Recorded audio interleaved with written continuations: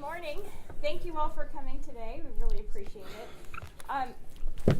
Because it feels like a meat locker in here, if you feel that you need to get up and do jumping jacks or anything like that, feel free. Huddle together. It'll definitely keep you awake, right?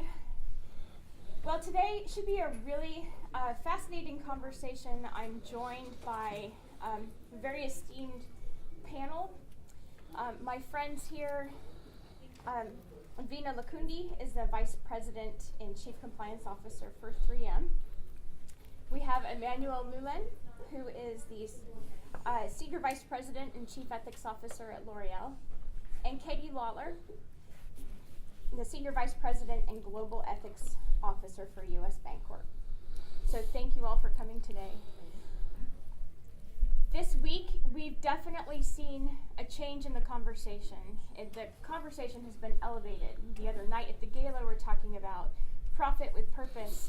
And so I think it's really fitting that when we talk about the role of the Chief Ethics and Compliance Officer today and in the future, what does that mean for us? And is it just a job or is it a mission? And so I really look forward to the conversation. We want this to be interactive, so feel free to ask questions. All right. So let me start. I think none of us went into the ethics and compliance space. 5 years old, you didn't say, "I want to be a chief ethics and compliance officer when I grow up." So I think it'd be interesting to get an understanding of how each of you arrived at your role. What's your background and what got you to where you are today? Veena, we'll start with you. Sure, great. Good morning. So I'll just give you a bit of a fact pattern about 3M. So 3M, $32 billion, 91,000 people, and we have sales in over 200 countries. So just to answer your question, so this was never on my plotted career path. I am not here for my legal prowess. My compliance team will tell you that. I am a chemist and a chemical engineer by education. And I have been with the company for 25 years in a series of roles, functional and business. And during that time, I've had the opportunity to live in India twice and Indonesia. And so I think, as we think about what got me here, I think it's that over 25 years, I've built a very strong network and a very strong understanding of how our company operates. And so, coming into this role and partnering with the strength of our compliance and business conduct team is allowing us to take the program to the next level. We say that everyone owns compliance.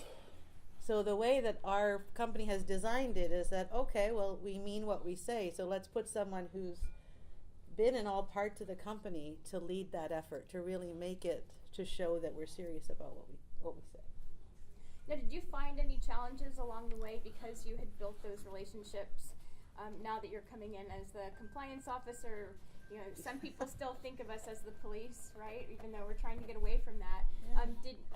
Did that impact how they perceived you? It's fascinating. So the same people I've known who were like, Veena, or like, Veena, and then they kind of went, why are you here? I kind of always have to develop the signal for, hey, I come in peace, like we're just going to talk. But it's been interesting, and I think the other part is, and my part of some of my team members are here. I try not to talk about compliance. I talk about high integrity sales, high integrity business. I talk about sustainable growth. So if you think about anytime I'm presenting, I'm very careful and intentional about the words that I use so that they don't produce such a visceral reaction from the audience. Thank you. Emmanuel, how about you? How did you find your way into ethics? Well, there are immediate reasons and long-term reasons, more depth reasons. But I come from let's say, French family, but most of my family disappeared in the Shoah. So early on in my life, I understood the value of values and of moral issues. And I've been working many years with Nazi hunter in France, the Sergeant Beate Klarsfeld. So I wanted to become a lawyer, so I became a lawyer. And I joined L'Oréal in 2000 as a general counsel for human resources. And after a while, I thought that it was time to move on to something new. And one day, Jean-Paul Agon, who is the CEO of L'Oréal, asked me what I wanted to do. So it has been a 15 seconds conversation in a corridor. I say, ethics, we have to develop this. And one of the first decisions when he has been appointed CEO was to create this mission, not a function, not a job, but really a mission of chief ethics officer, reporting to him. So I was a lawyer by training, but I became an ethicist by vocation. That was a very impactful 15-second conversation. Well, himself is very convinced of how important it is. He was the CEO of L'Oréal USA. So when he came back to Europe to take the lead of the group, he had a pretty good understanding of compliance and ethical issues. Thank you. Katie, what about you? How did you find your way from HR into ethics? I have a similar background to Emmanuel. Although I'll go back a little further. So I went to college planning to be a scientist. Found a video of myself, I'll date myself. So in 1988, Mike Dukakis came to my high school to do a town hall before the election. And I asked him a question. And a couple years ago, I went and found the footage on C-SPAN. And little 17-year-old Katie was kind of cute. I was like, oh, look at her. Wasn't she earnest? And he asked me where I was going to college, and I told him, and he said, oh, you'd be an engineer. And I said, no, I'm a scientist. And it's just the cutest thing to see now, because then I ended up a lawyer at a bank. And okay. I went to college thinking I was going to be a scientist. I was really interested in healthcare and health issues. And I ended up switching my major at the last minute, and I ended up majoring in religious studies and taking courses in medical ethics. And it was a joint course at the University of Texas Medical Center and Rice University where I went. And I went to decided I was going to go to law school, but I really was interested in medical ethics. And then I ended up doing employment law for hospitals at my law firm, and then I ended up at the bank, which had nothing to do with anything. So when the CEO called me a little over a year ago and we talked about setting up an independent ethics office, I laughed because I said, I went to law school thinking I was going to be a medical ethicist, and here I am many years later. I started out at the bank as an employment lawyer as well, and I did that for 5 years. And then I moved to human resources, and I did a 9-year tour in HR. My current boss, general counsel, talks about my tour of duty in HR. And I did a lot of different things in HR, but throughout that time, I had, for 8 of those 9 years, I had our employee relations team, which included our ethics function at the time. And then I moved back to the law division, just like Emmanuel. I was ready for something different, and a job came open in the law division, and I sought that out. And then 6 months later, we were doing a lot of self-examination in the wake of some of the industry issues. And one of the things we really wanted to focus on was the fact that we feel very good about our ethical culture at the company, but we felt there was also an opportunity to elevate it by making it more intentional and making it someone's full-time job. And little did I know that recommendation, that I was part of a cross-functional team, I was creating myself a new job. And so I've been in this role, as I said, a new function for about a little over 14 months now. But I think ultimately it's that my entire career has been around employees and why employees do what they do. How do we engage them? How do we motivate them? How do we address the issues that happen? And so I think that's what served me in being able to stand up this function, is that I've spent my entire career thinking about our people and how we work with our people and why they do what they do. All right, thank you. Well, let's change paths a little bit and talk about some industry-specific issues. I'm going to stay with you, Katie, for a second. So being in a highly regulated industry, how are you seeing the perception of your role within a company that's so regulated? It's been really interesting. We have my role is specifically ethics. You hear about ethics and compliance. I am ethics. We have a compliance division within our chief risk officer has compliance, risk management, financial crimes compliance, and all those things. We have thousands of people doing bank regulatory compliance and focused on all of the rules and regulations that apply to us because we're a financial services institution. My focus is on ethics, and it's really on helping to bring that balance between all of those rules and our values, so that we can really try to shift that thinking to being, really focus on being an intentionally values-driven organization, to try to balance out the rules, because I think we've heard a number of people talk about the research that if you're just relying on your rules, that doesn't lead to as good an outcome as if you focus on your values. So that's really our role, is to help instill and integrate that into everything we do. So we're a little bit unique. The other thing that's interesting is that our regulators are really focused on culture. The New York Fed has talked about it at great length about culture in banking. They don't know how to measure it yet. They don't know how to define it yet. So we are ourselves working to define and help bring the regulators along and help them figure out how to define and assess this thing called culture. And then the other thing is, for us, financial services has taken such a beating over the years.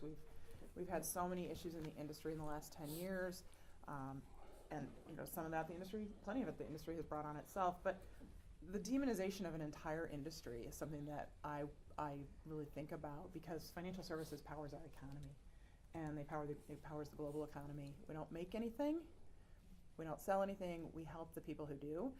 And so helping to instill, bring back trust in our industry is something that I think about a lot, because financial services is critical to every aspect of the global economy and to people's daily lives. So those are some of the things that, as we think about, and our industry is shifting in our focus, because we've been so focused on the rules and all of these regulations for so many years, but sort of this shift of focusing on how do we move past just ticking the boxes on all of those rules to thinking more big picture about operating with fairness and transparency with all of our constituents.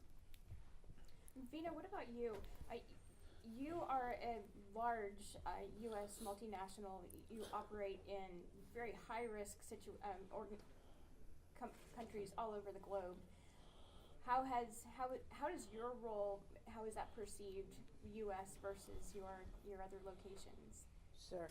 So I think there's maybe three things I would talk about. The first would be that our leadership team is very diverse in terms of experience and depth. So our current CEO is Swedish. He spent most of his career in international operations, kind of started as a sales rep.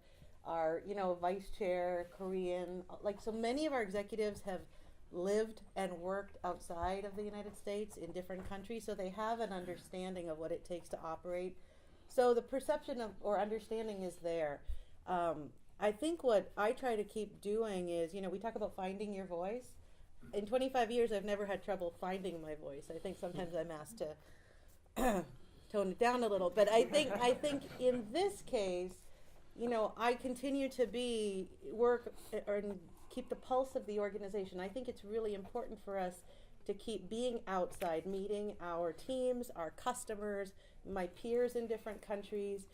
Part of why we were so passionate about being a founding member of Bella in South Asia is because part of our corporate strategy, as many companies, is we have significant growth planned in Asia, Greater China.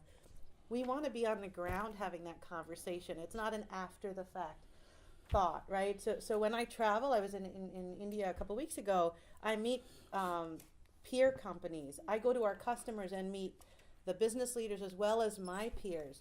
And it leaves them with a different understanding of who we are and how we operate, right? So for me, it's another value creation for our customers. So I think there's different ways, but I think we have a very good alignment. And then just the last part, the third thing is we start with our playbook. So everywhere you go, whether it's our CEO, our senior leaders, we have a 4-element playbook about growth for 3M, and it's public. It's our vision, our strategies, our code of conduct, and our behaviors. And they're not independent. So what I try to teach leaders about, when you talk about the playbook, every one of those is just as important as the other, right? Because I can hit the month, I can hit the quarter, I can maybe hit the year, but we cannot be around for another 116 years if we don't execute every element of that playbook everywhere that we operate. Thank you. And Emmanuel, being a European-based multinational, what's your perspective on the role, and does it look or feel different in Europe versus your U.S. peers? Well, I think the approach is slightly different, but at the moment there is a convergence between the European view and the North American view. But at the same time, from the very beginning of the ethical mission, we make the choice to focus on the culture and to focus on the value and not at all on compliance. We don't reject compliance, but we just feel that it is no more than 20% of the whole thing, and it has to do with the type of business we are in and the type of people we have in the organization. So it's L'Oréal, to a large extent, is a company made of people who went to business schools, also to engineer schools, very few lawyers. Law in Europe, as you know, doesn't have the same importance that it has in the States as an instrument to regulate the society. And we felt that because this company has always been a people-centric organization, it would work much better if we focus on values. In other words, it has to do with the difference between trusting and not trusting. If you trust, let's say, if we are in the same team, if you are my boss and you don't trust me, you will say, Emmanuel, just obey, follow my instructions. So you ask me to comply, to obey, basically. If you trust me, you will ask me to agree, to adhere to the same values. So as a human being, member of your team, I will feel much better. I will not hesitate to be more entrepreneurial and to be more creative. And that's exactly what we need. So we, early on, we developed a system based on values. And we think it works much better. We have adherence. We have much more ownership of what we are doing all across the organization, and it's also why we have developed a very light department on purpose, so that we don't take ownership. We really rely on management. We want the boss to boss. When you are the boss, you have to boss. That's your job, right? Now there are other long-term reasons. First of all, we think that the real issues we have to face are business issues, much more than the usual HR issues we think about. Okay, mobbing, bullying, harassment, moral harassment, or power harassment, sexual harassment. Of course, like any organization, we have some of these issues, but we feel that and we treat them, but we focus much more on the substantial issue. To give an example, because we are in the cosmetic industry, which top models do you use? Which model of beauty do you advertise? It has an influence because L'Oréal is one of the top 5 largest advertisers in the world. So depending on the image of beauty we show, it has an influence on 100 million people. If we use skinny top models, then we may encourage young girls to develop a sort of anorexic behavior. These are ethical issues. That's the type of ethical issues we work on. Which type of products we develop, which claims we are now developing a model to review the claims we are making. From an ethical standpoint. So the whole thing is to integrate the ethics mission in all the operation, in HR, in operations, in the scientific laboratories. We have a large research, in marketing, etc. So we are more present, I would say, on the substantial issues, and now we are part of the conversation on substantial issues, and I think this is the future of ethics. So I think you raised a really good point, and I'm going to open it up to the whole panel. So one of the things that we're driving with the progression of our role is having a seat at the table, not just having those tactical conversations, but being invited into those strategic business decisions outside of your normal world. Yeah. How have the three of you been successful at doing that? So I'll give you a short answer for me is, prior to me coming in the role,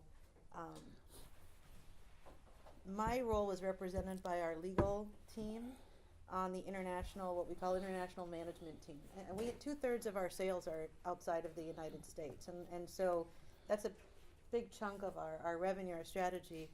As I came into the role, and we also had a change in our international leadership, Julie Bushman, she asked me to join her team. And she said, look, my number one vital few in international is uncompromising ethics. She said, because if I set the tone there, everything will come after that. And she said, and I need you to sit with us as we're developing strategy, as we're having conversations, and combine your international experience, your business experience, with your current role. And make sure we're looking at the intersection of external and internal strategy and making sure that we don't have any blinders on in terms of potential pitfalls. So that's been a great shift, because that was a hard seat to get at before.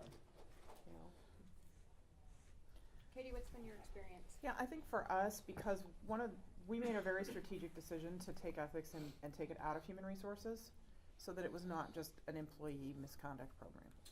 So that was a very deliberate decision on the part of the company to have it be an independent function. I sit within our law division, and again, we looked at where do we sit from a strategic standpoint. They could have put me within risk management. They could have put me within legal or our corporate affairs group, or human resources. And I advocated to be where I was because I wanted to have that independence, but I also didn't want ethics to just be about employee misconduct. It is not the easiest challenge, the easiest thing to get that seat at the table, but we just keep chipping away at it and showing our values. So I have a really strong relationship, for example, with our chief data officer and our chief privacy officer. And so one of the things that we've gotten engaged in very quickly is a lot of the work around data and how we use data, because as a financial institution, we have an enormous amount of data about people. And as one of the largest credit card transaction processors in the country, we have even, beyond that, we know what people buy, when they buy it, where they buy it. So if you think about what people do with data, so certainly an emerging field. So getting involved in some of that strategic business work as we're thinking about how do we operate as an enterprise and not just be, HR 2.0, I think has really been an important role for us to play. Yeah, and keying off of that, data has been so instrumental in becoming that strategic advisor to the business. How do you access the data from your internal partners, HR, corporate social responsibility, audit, when you're not in a time of crisis, when things are normal? How do you influence your internal stakeholders? Because that's one thing that I hear very commonly, is that your peers really struggle with trying to build that internal influence. So what has worked for any of you? So we are similar to many peers in that I think we have 4 or 5 functions that kind of collect data around different concerns. We have very strong collaboration with some of them, like corporate audit, corporate security. Because we are a Six Sigma company, we just launched a Six Sigma project across functions, which you can imagine how interesting that's been when everybody sits in the room and we want standard process and standard procedures. But that's the one way where we've said, look, if you think about it, like we think about customer experience. If I think about the employee, and I call it user and experience, so they come, we tell them speak up. We give them a variety of channels, and then we say they speak up. They don't know what happens once they speak up to any one of 5 channels. They think it's all the same thing, and when they have a varied experience, they don't hear back. It takes 6 months, and they still don't hear back. I think that puts our whole program at risk, because fear of inaction or fear of and retaliation, right? So they might be like, I'm out there, I'm vulnerable. Really creates a poor experience for the employee. So we have to look at it differently, and so we're reevaluating what we do with concerns once they're reported, and then how we track them, close them, and report back afterwards. But that's across functions, and we're at different stages if we don't consolidate. That's really interesting. I can respond to your two last questions. All right. One, access to information documents. Well, from day one, we made public internally and externally the fact that the fact that the chief ethics officer has access to all information and documents. I usually do not allow resistance. It doesn't mean there are none. There are, especially when you do a preventive work. For investigations, there are no resistance at all. But for preventive work, you may find some, depending on the function and depending on the people. But down the road, I found that it's a loss of energy to focus on the power and authority to have access, and it works much better if you develop influence, if you are close to the people, close to the operation. And it's one of the reasons why the way we deliver this mission is through closeness to the operation. We operate in 140 countries and directly in 70 countries. Have visited them all. I visited 100% of our operations, factories, distribution centers, scientific centers, marketing department everywhere in the world. I know every single executive in the company. I've seen them function together in management committees in the countries, but also have an individual meeting with them. And this closeness is very, very helpful when there is an issue. I know them, they know me. They cannot pretend they were not aware of anything.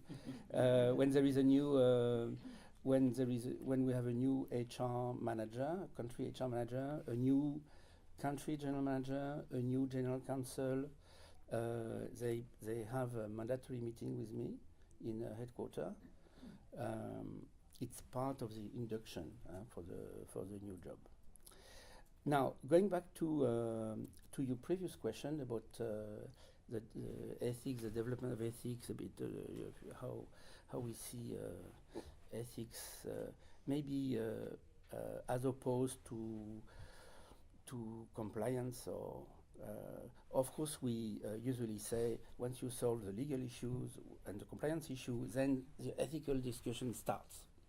Okay, but if you don't have the right to do something, there is no ethical discussion. But once you have the right to do something, then ethics comes in the discussion. It's in fact the start of the conversation. 15 years ago, I remember a conversation internally with legal, and the immediate response was, Emmanuel, there is no problem, we have the right to do it. So the idea is, no, it's not your business for ethics, okay, because we have the right to do it. I say, thank you very much, it's just the start of the conversation now. If we have the right to do it, let's talk now about the ethical issue. And it was quite new in the organization. Today it's not new any longer. But I think that there is the trend, the deep trend, and in fact fast coming novelty, is that in the last 4 or 5 centuries, when you had a scientific discovery or a technical discovery, soon after you had the legal framework that would tell us what we can do, what we cannot do. And we had to obey, of course, to the new law. But today, things are very, in the 21st century, things are very different, because the law is late on the most pressing issue. The law is late on big data, the law is late on robotization, the law is late on artificial intelligence, the law is late on the biotechnology, the law is late on almost all of the most pressing subjects for humanity and for society. And when the law comes in, it's too late. There is already a new discovery that we are dealing with. And since still have to make decisions, we use our ethics to make decisions. And this is why, personally, I'm super optimistic about the development of the ethics profession, but I think it will be an ethics profession quite different from what it is today. And we need a generation of ethics officers who are trained differently from how they are trained today, and probably with different skills and mindset. And in the last, I remember 13, 14 years ago, in the States, the first time I discussed with colleagues our program, I was saying the most important for us is the values and the culture. We're less concerned about compliance. Compliance is important. And then it was a bit of an outcry. Today, it's very common to think that compliance is, the development of culture and proper behavior is a key. But I would bet that in the next 15 years, chief ethics officer will have a seat at the table, at the executive table. They'll be member of the executive committees. Because they will work on strategic issues. Look at what happened with Apple, Google, Facebook, you name it. They created an external body to think about the ethical issues linked to their strategic development, because they understand that if they make the wrong strategic decision from an ethical standpoint, they may have a huge loss of value and they may disappear. So I think that ethics is becoming a key conversation point for companies, and I think that's the future of our profession. I'm going to pause there for a second. Does anybody have any questions before we move on? Yes. I have a question for Veena. You were saying that regardless of what channel the people report through, you want to make sure that they have the same experience. So how are you doing that? Is by training the channels that come in? Is it making sure that everything funnels into the same location afterwards? And what sort of information are you sharing back with employees?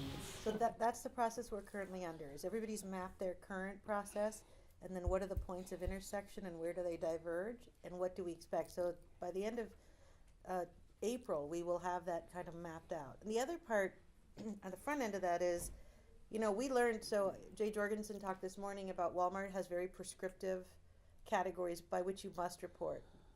Our code has maybe 19 principles, but there are probably 5 where we don't want people to really distinguish whether or not they should report. So out of this, we also want, what are the required reporting categories? Because supervisors want to do the right thing. They're not always sure. So let's be a little more prescriptive about, don't think twice. Here's what we want you to do. And here's what you can have a conversation about, right, in terms of reporting. And then for closing it out, today the experience is varied. So if it's done by my team, there is kind of that follow-up, especially for reporters, regarding if it's closed, right? We're talking about how can we be a little more transparent, right? Substantiated, not substantiated, whether corrective action was taken. We don't have to be specific about what it was or who, but I think that's part of the feedback loop that we owe the reporters, right? So that they have confidence in the system.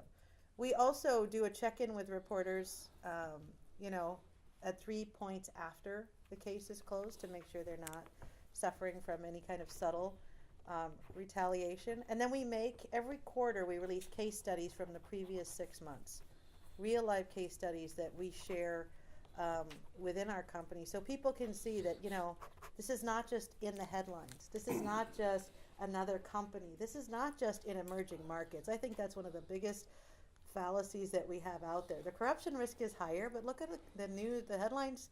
Companies in the headlines today are in a variety of developed economies, head office economy, their head offices. And so this is 3M. And so bringing that back is also important to the rest of the company. So, Emmanuel, you said that you see for the future that the ethics officer will be more closely tied with strategy and leadership, and I agree with that. Although I think that right now the way it works, it is very case by case and company by company. Sure. I certainly hope for all of us that we are getting that and that we are tied in with our companies. How do we, as a profession, move this forward for everyone? As opposed to, I know what I'm doing at Dun & Bradstreet, and I know now a bit of what you're doing at each of your companies, but how can we drive our profession forward so that the companies that aren't quite there can get over the line too? Well, if you think in terms of power, you'll have to take the power because the likeliness that it is given to you is quite low. And it's through the added value you will bring to the company that you will gain the authority and the credibility to participate in the discussion and to have a seat at the table. In terms of training, I think that today I feel that for what I am doing, I'm just saying from my own experience, that it's more useful to read Aristotle than to read UCC. And it's more important to learn rhetorics and to be able to respond to people who sometimes are street smart than to have a deep legal knowledge. I think the type of training we're receiving at the moment is not very well adapted. We probably need to study more the history of ideas, to study more the geopolitics, to study more philosophy, to have a better understanding of, to have a better general culture, to have a legal culture, of course, but to have a much, much better general culture. If we want to participate in the conversation, it's an absolute requirement. So I was a philosophy major, I'm all with you.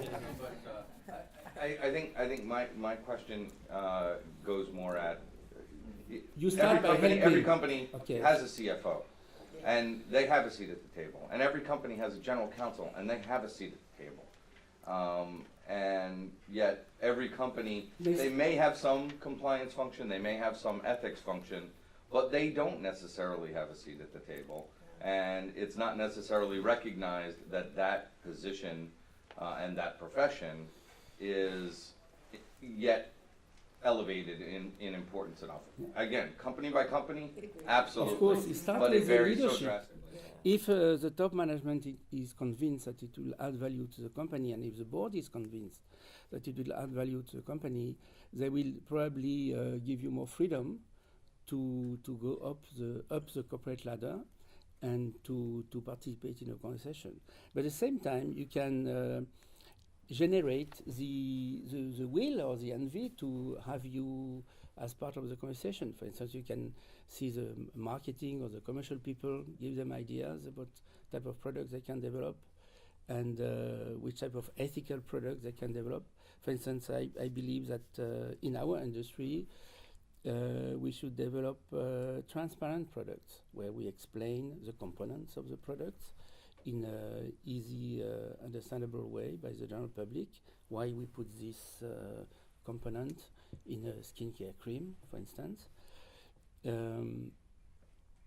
I think it would be very ethical for the cosmetic industry to be more transparent, to be more direct on the claims, on the effect of the products. So you can participate in a conversation and you can help develop certain brands. It's a way to be part of the business and not to be seen as a functional guy. I would say HEGZ. But, I would see two primary emotions driving engagement. One is either you're seen as a value creator for the company, for customers, for shareholders, and you're kind of in demand. The other one is fear. So I'm just saying both can be equally motivational in saying we need to think about this conversation differently. Now, the CFO may have a view on that, right, in terms of financial, the general counsel, but I think where ethics and compliance officers come in is they really, I find, finance is pretty much black and white. I think we operate in the gray, and I think that the real life situations that people encounter every day, where do they go to have that conversation? I think creating value in that space is really important. But those two are powerful drivers, I think, for creating, you know, an entry spot. If we're not at Aristotle, right? I mean, that's kind of, it depends where you are in your journey. But I think your question about as a whole, as an industry and as a profession, right? There is a framework for what a CFO is and does. There is a generally an accepted understanding of what the general counsel's role is. And as we've been hearing throughout this conference, we all have different jobs. We all have different structures. We all report into different parts of the company. I don't know if there's one size fits all, but I think, you know, to your point, having only reflected on this for the last 3 minutes, perhaps there is an opportunity for us as a profession to develop more of a standard of what we are, what we do, what our accountability is, what our scope is. And it seems to be very much every man for himself right now. Maybe one way to develop the conversation with other functions within the company and with the most senior management is to say, look, traditionally and currently, when we assess an organization, we look at, when we assess the financial and economic performance of an organization, we look at the accounts, at the statutory accounts, and but there is a failure in the current system, in the current accounting system, because when we assess a company, we know the value of the table, we know the value of the chair, but we do not assess the value of the culture of integrity of the company, and the value of the ethical culture, of the culture of integrity, is probably one of the best indicators of the sustainability of the organization. Because you can have a lot of cash, a lot of money, a lot of assets. If you don't have the right culture, your value should be discounted, probably by a huge number. And today, it's nowhere in the account. So what I'm suggesting is that the currency of economic and financial success is dollar, yen, euros, you name it. But the currency of ethics is trust. And we should measure, if we want to have a proper assessment of an organization, we should measure the ability of the organization to create, to generate trust, and to maintain trust. Because you can do a one-time shot and generate only a lot of trust, but it's just bullshit, if I may. So you lose it. So therefore, I think it's important to measure not only the ability to create, to generate trust, but also to maintain this trust. The trust is the currency of ethics. Well, and maybe for those who need more data too, because my CEO will agree with you, but then I'll tie the ethics premium. I'll take that 4.88% and I'll say, here's the element of the piece of our market cap or whatever that is tied to this. So everybody who's a 3M employee or shareholder, we don't want to erode that, right? So here's what we need to do to keep that value that we've created, just by doing things the right way. I mean, you can quantify to a point as well if that's the argument that you need to make your case. Well, you need the trust of your employees, for sure. You need the trust of your consumers, otherwise they will not buy your products. You need the trust of your suppliers, otherwise you will not get the good, let's say, ingredients. So you need the trust from all your stakeholders. And probably as a profession, one possible avenue is to develop this idea around trust. And the fact that we should measure trust at par with financial and economic success. It's part of the journey when we measure a public or private organization. I think we just hit on our project for next year. Remember, we were going to have a problem that we were going to solve, maybe just to come up with a trust measurement. I think there was another question in the back. Oh, yes. I just wanted to ask Veena, you had mentioned that you developed these studies after your investigation. Are those, to whom are those distributed? Is that something that employees are actually receiving, or is this on a higher level with, who gets this? So we started with what we call our executive conference, which is the top 200 leaders in the company. And we've done a lot of focus groups as we're refreshing the verbiage of our code. And our employees are like, we want it available to us. So now we're putting them on our intranet site with speakers notes. Because, you know, if you can go look at it, but if you're a supervisor or you're the head of a production facility, we want them to take them through the case studies and kind of have the dialogue. So prepare people to have it. You can go and look at it, but if you want to have a dialogue about it, we also provide some notes, providing a little more context. And we've been doing that for some time. We take a case. They're usually topical and timely based on the time of year. I always joke, you know, around December we talk about gifts, and in June we talk about dress code. And we take a real story from our hotline typically, and we will sanitize it and we'll publish it on our intranet for everybody to see. And people can actually comment on it, which is interesting because we will have employees comment on the scenario itself or ask questions, and we monitor those comments and follow up on them. But we've also historically provided our human resources partners and our managers with a deck that they can use to actually have a conversation about it with some kind of key talking points about that topic. You make differences depending on the countries where you operate? Yeah. They're showing the fact, I mean, potentially, you know, we're talking about the speak up and the impact that it could have, right? So, you know, putting yourself in the trenches, you know, on any level, really, and actually some of the higher levels, that it's going to be harder to sanitize because of just the virtue of potentially, the nature of certain things that could arise. So I was just curious, is it broken down by country so that it's not an overlap? Because I would think that in the time of speaking up, that could be somewhat of a powerful tool that may not work as powerfully, as beneficially as maybe intended, but especially with the comments, like when you said that, I was like, That, and I will say that's in the U.S. So 70,000 of my 73,000 employees are in the U.S. And so our intranet, this particular, I don't believe our European employees can even see these yet. So it's been very U.S. focused. The comment feature can be terrifying. Employees, it's shocking to me what employees will write with their little picture right there next to their name, commenting on an article. We actually had somebody one day jump into one and say, "Do you realize everyone in the company can read this and see your picture?" I mean, ours are global, and we do workshops in countries where we put forward case studies from that country, because again, there's this blinder theory of, well, it happens outside, it happens in those countries. No, it happens here, right? I mean, and so we don't, again, people may know who it is because it may be a certain position, but I think it's important that people understand that. When I was managing director of 3M Indonesia, every time we had a termination at my town halls, I would say, you would have noticed some changes here. Let me tell you a little bit about why this happened. Because in the absence of us speaking up about it, all kinds of different stories are generated on WhatsApp groups and in their own internal circles about, you know, the company didn't like me, it was this, it was that. And I just want to make sure people understand why we took certain actions we took. So. And you know, the lawyers don't want you to do that. right, that was the lawyer in me speaking. Right, me too. Yeah. There's no way. Right. I asked my lawyer, but I still did it. It's important.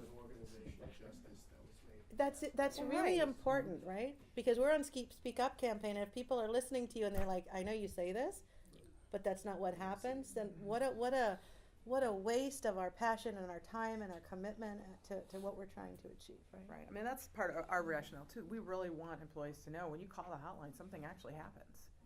And we show them, you know, we've got an infographic showing them what happens. We publish stories that talk about what we did and how it was handled so that they do have a sense that this doesn't just go into some black hole somewhere. And as an employment lawyer, the reality is that, yes, 1 out of 100 of those, maybe you get a case out of it. And so you spend a little bit of money on that case, That's right. but that's really nothing as compared to the organizational justice. One thing I would say too, it's incredibly engaging for employees. So one of the things we do, I'm sorry, Melissa Barnesmith, Lily, we do similar, but we do videos. And I will tell you that we post them on our internet, and they are sort of our retired CEO's Christmas message. We are among the most watched videos in the entire company, and what I say is we're scratching a cultural itch, right? I mean, people are really interested. Yeah, and I think it sort of helps reinforce a learning organization. And I agree with Liz, I'm a lawyer, okay, as well. But I think it's, you know, you might get a case once every blue moon, and it's worth it. I mean, I think the learning that the organization gets from the program and the process, it's worth the maybe one in a blue moon case that probably goes away anyway. We can make videos on positive stories as well. Yes. Absolutely, we do. I think the key is choosing the right Balance, mix of stories so that you get, you're not terrifying people, and people understand that there's a continuum, right, of possible outcomes when something happens. So we have about 2 minutes left, but I don't want to close without asking, what do you see as the next big challenges that we should be facing in our CECO roles? I think what I am really focused on, I mean, obviously data and the speed with which things are evolving in the digital world and the amount of data and how we use data. But for our role specifically, I see the changing expectation of our boards, the expectations of them, and their in turn expectations of us, and the expectations of senior leadership. And I think you saw the Wall Street Journal article. I'm sure that more CEOs are being fired for misconduct. Are they less ethical? No. It's just we live in a different world of immediacy. Things blow up. You get to see video of the passenger being dragged off the airplane when in the past you never would have seen that. Everybody's carrying a video camera in their pocket, and so I think that what they expect of us is increasing as well, to be able to help them discharge their duties. And so I really think that is an area we really need to be mindful of, understanding what our boards want, what they need, what we need to be able to provide to them, and then how we structure our programs to be able to deliver that. And I would say, so data is a big one. I think we've identified clearly that we want to have more data analytics and more predictive analytics, right? So all the disparate data sources, how do you look at them in a way that'll help prevent as opposed to just tell you after the fact. I think two other ones, agility, the ability to pivot quickly and be okay that we have to change. I don't know about everybody's our company is transforming on every level, and I don't think it's going to stop. So this whole idea that it'll stop in a year from now, it'll stop 2 years, so getting comfortable with the fact that you're going to be outside of your comfort zone every day. I am. Like everybody is, and that's hard for some people to adjust to. So kind of just diving in and knowing that we're going to get through this together, but you can't kind of hold progress. You can't say, well, I like it this way because it's been comfortable. It's really, really important. And then the other one is, I would say, cultural fluency. If you work for a global company, cut and paste doesn't work, right? So you've got to know what people on the ground are experiencing, language, culture, making it relevant to them. It is the only way to get people really engaged. Otherwise, it's like, oh, that's head office stuff. Okay, it doesn't apply to me, right? So cultural fluency and agility would be two things that I would add. No, we're almost out of time. Emmanuel, what are your final thoughts? Okay, so in 1 minute, okay, I think compliance programs are like a good camembert. It does not travel well. And now down the road, no, it's all about. I think the key for me, the key issue is sincerity, and when there is sincerity from management, from the board, from the top boss, everything is much easier, and we don't see any of the obstacles we have been talking about. Okay. Well, Katie, Emmanuel, Veena, thank you so much for imparting your wisdom on us.